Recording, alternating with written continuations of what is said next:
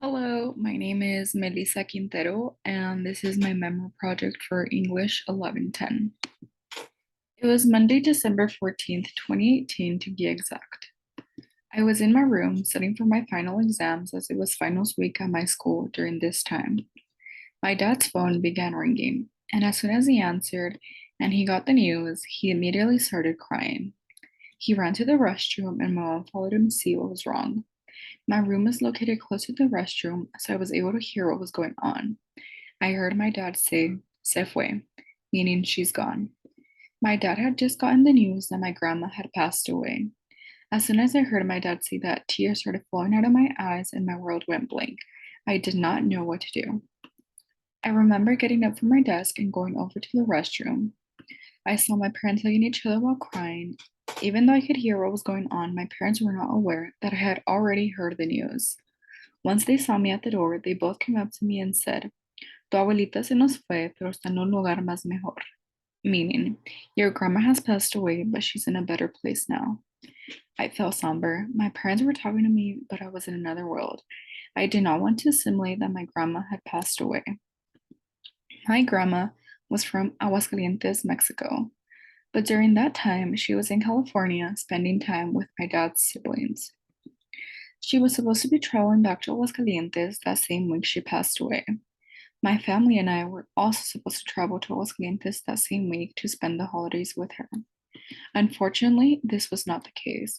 We would no longer be traveling to Aguascalientes to spend the holidays with her, but rather we would be traveling to Aguascalientes for her funeral. Nothing would be the same after my grandma passed away. My grandma's passing brought upon many other challenges, but I was able to get through those extremely tough times and keep on going. And for that, I am proud of myself.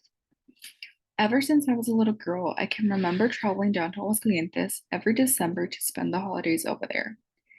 My family and I would stay at my grandma's house instead of our house because we wanted to keep her company, as my grandpa was no longer by her side, and we knew the holidays were hard for her without my grandpa.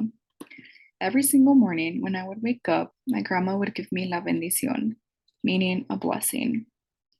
Although my siblings and I are not my grandma's only grandchildren, I believe she had a special connection with us. My family was the one who was always there for her when my other uncles, aunties, and cousins weren't. After my grandma's passing, I set goals for myself that I didn't think would be possible. I wanted to make her proud even though she was no longer here. Throughout my years in high school, I was presented with various amazing experiences. For instance, I was able to travel to Atlanta, Georgia because of the club I was in, DECA. Those experiences would only make me more proud of myself because I didn't allow myself to drown in that hole after my grandma's passing. One of the goals I had set up for myself was to be in the top 10 of my graduating class. It was not easy, but with hard work and dedication, I was able to achieve this goal. I was also presented with the opportunity to be a class officer. I know my grandma would have been proud of me. My grandma's passing was one of the worst things I've ever gone through. But this memoir is more than reliving that day we found out. It's about recognizing the effect of how such a horrific thing can influence one's life and completely shift it. Losing someone that important to me made me feel like my world was crashing down, but I realized that I couldn't live with that mentality forever.